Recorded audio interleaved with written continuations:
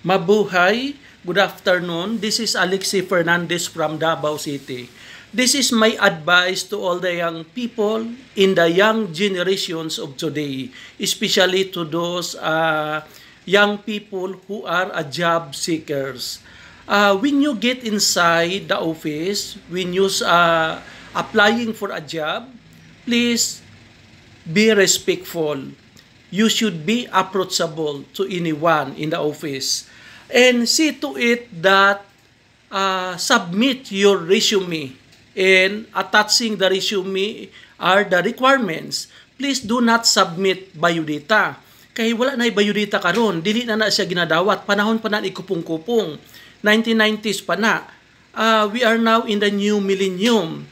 Unsa na nga year karon, please do not bring and submit your biodata.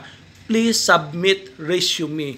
In place, in your resume, see to it that not necessarily very excellent, but you should put complete details. First, your full name. Kasabot naman siguro mo sa full name, pangalan, first name ninyo, middle name, inyong apelyido or family name. Then, address.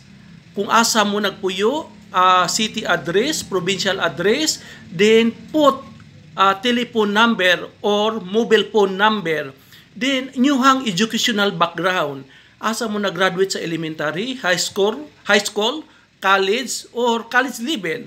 And please put also inyong parents, inyong character reference, previous employment, asa mo dati ka trabaho. Please, be responsible. Then, character reference, kailangan related sa inyo 1, 2, 3, character reference. Then, kung pwede, naamoy application letter. Then, you have to be specific sa inyong position desire, Please lang.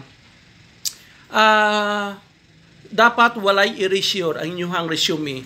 So far, that will be my advice to all the job seekers for today.